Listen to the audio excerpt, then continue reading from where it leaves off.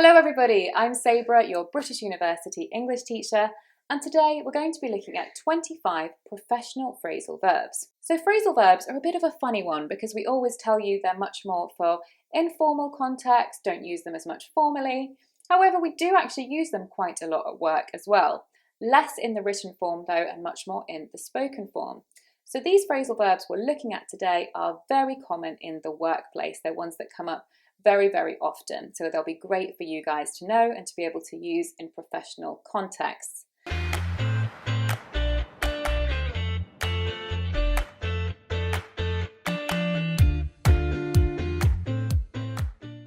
Number one is to speak out, to speak out.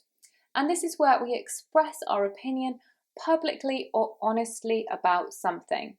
Sometimes it can be where it's rather difficult to speak out about something. It's a bit of an awkward topic or something which people might be surprised to hear, but it's something that obviously the person feels they need to say or to share.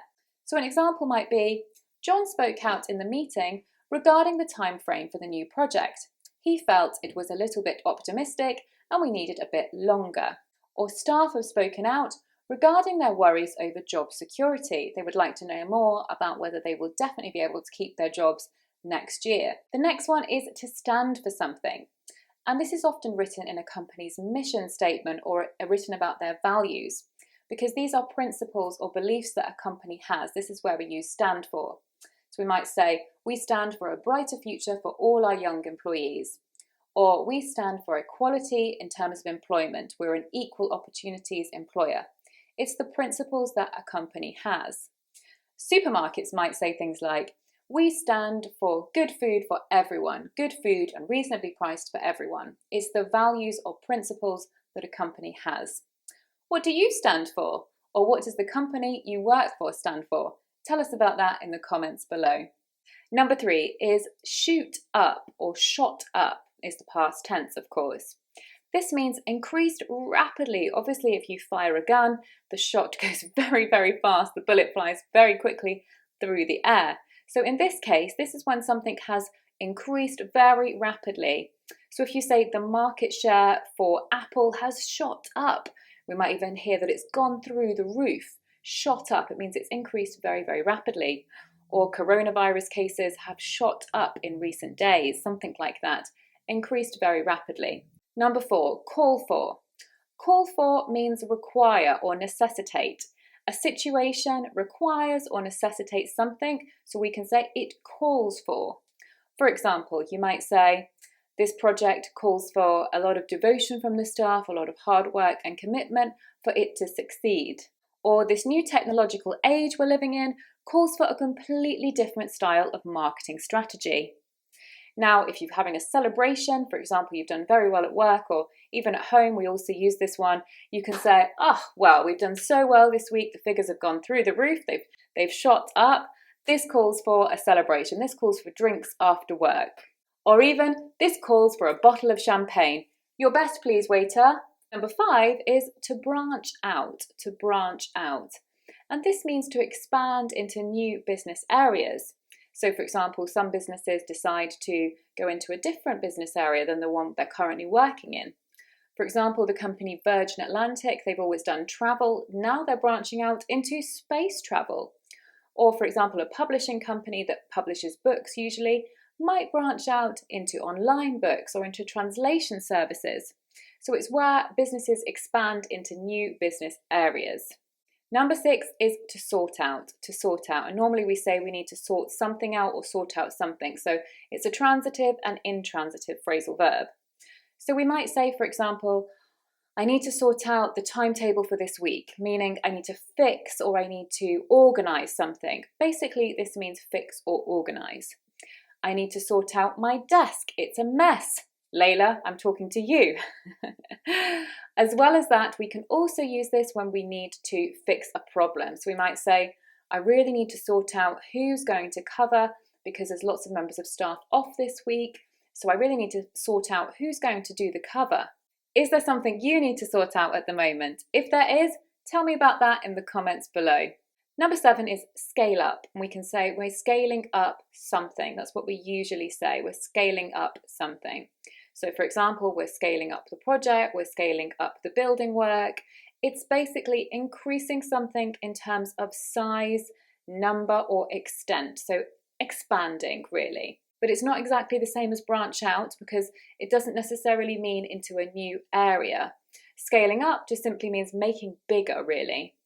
So for example, we might say we're scaling up the research into anti-cancer drugs. It means expanding it, making it a bigger project. New members of staff, new laboratories, everything like that.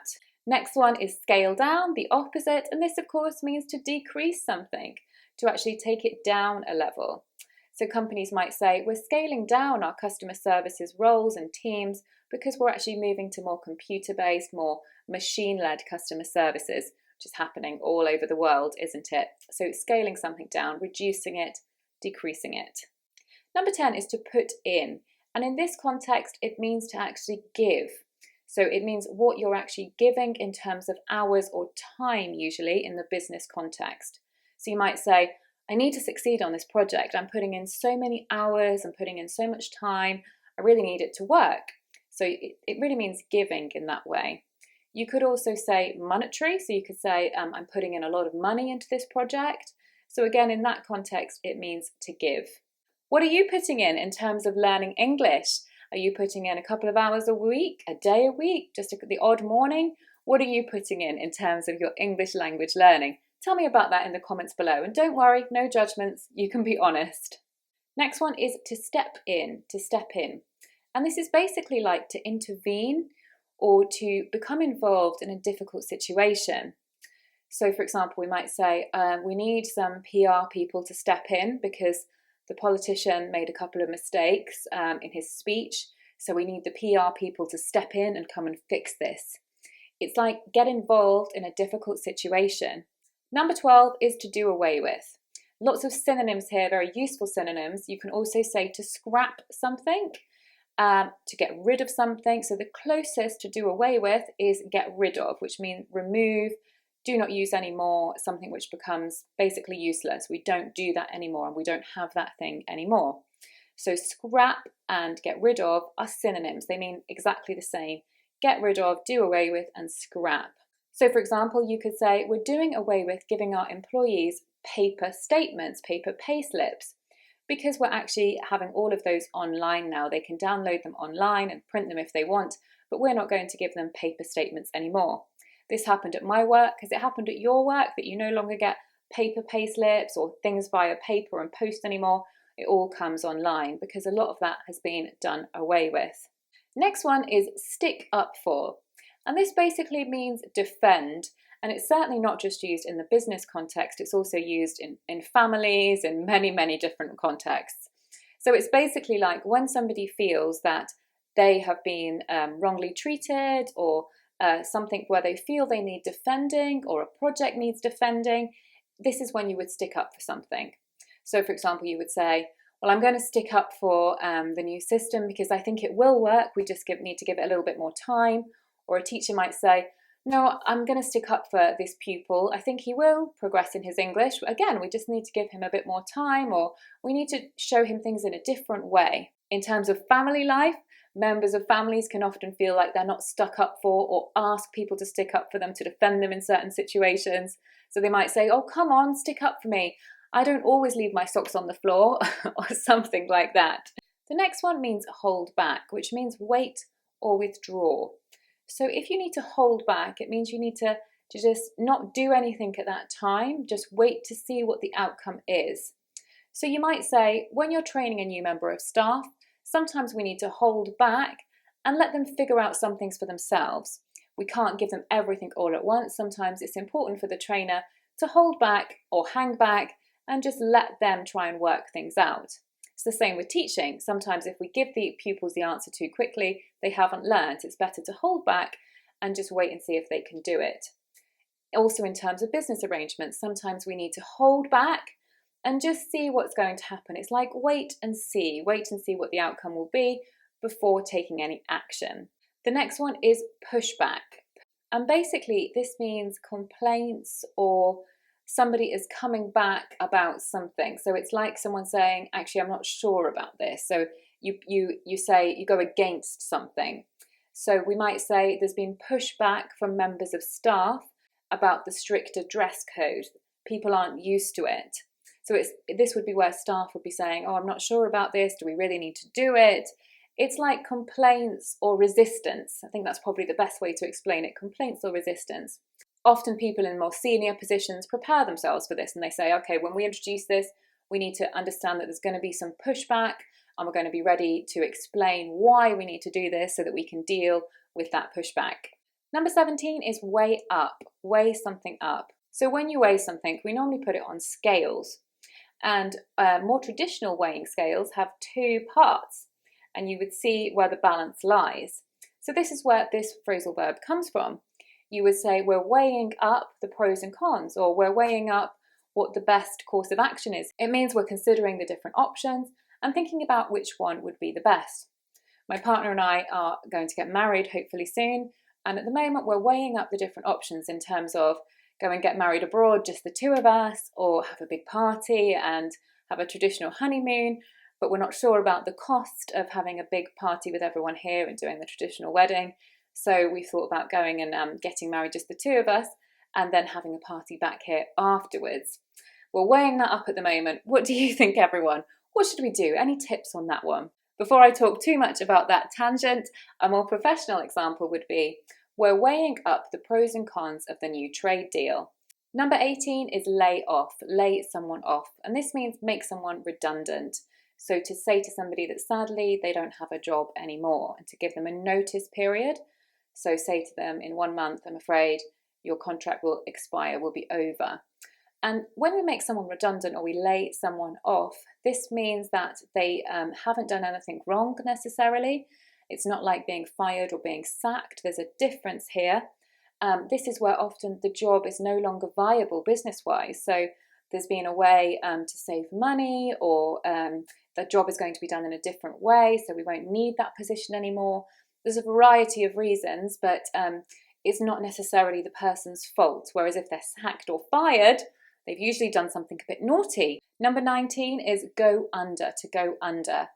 And this means fail business-wise, no longer be viable, go bust is another synonym, go bankrupt. So no longer, the business doesn't work anymore, so unfortunately you've had to close. So sadly we've had a lot of business giants, I would say, on the high street that have gone under in the coronavirus. During this new technological age and then the coronavirus, lots of things have gone under. Number 20 is fall through.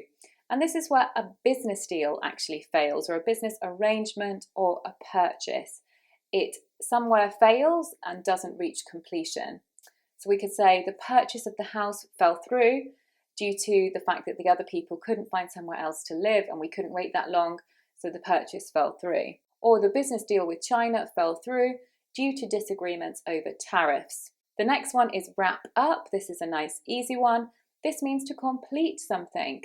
So we might say, I need to wrap up the meeting now as I've got another meeting in 5 minutes. Or we'll be wrapping up this project in 2 weeks. So just keep working because we're going to be wrapping up soon. It just means to finish. The next one is pitch in or chip in. Pitch in or chip in. And this means help out, become involved in something. So your boss might say to you, can you chip in with some ideas here? Or you might need to pitch in and help out with processing those accommodation forms because there's a lot that needs to be done. So I'm going to have to ask a couple of other members of staff to pitch in to help out. Okay, chip in or pitch in. So they're nice ones to use alternatively to help out. Number 23, go after, go after. And this means make something a target or try to get something. So for example, if a company has a new product, let's say men's hair gel, and they want to target a particular type of customer, they might say, well, the marketing is going after men in their early 20s who are quite into how they look, perhaps young professionals. So the marketing has really got to be going after them. It's got to be kind of catered for them. Number 24 is run into. Now you're probably familiar with this phrasal verb because when you meet somebody by accident, it means to run into them. However, in the business world, in the workplace, it can mean to encounter a problem or encounter something. So for example, we've run into an issue when installing the new IT system, or we've run into some problems with staff. We haven't got as many members of staff as we expected to have. Something like this. So it's actually encounter an issue, a problem. Usually it's something a bit more negative than positive. So that's what it means much more in the business context. Last one, number 25, to go over something, to go over something. And this means to check something again or ask for somebody to explain it to you again. So if you're going over, you're actually repeating it. So you might say, could you just go over again how I mail merge on this system? Or could you go over again the process for a new recruit?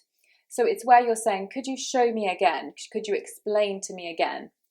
Also, you can use it about yourself. You can say, I'm just going to go over the budget because I'm not sure about the figures. I'm going to go over it again just to check. It means look through, check again. Right, everybody, they were our 25 professional phrasal verbs or business phrasal verbs. I do hope you found those useful. I look forward to seeing you again soon. Please try and use any of those in a sentence below. And as well as that, guys, please do put in requests for future videos. What kind of thing do you want us to make videos about? We love hearing from you guys, so do make sure you leave comments below. Take care, everyone, and see you soon. Bye-bye.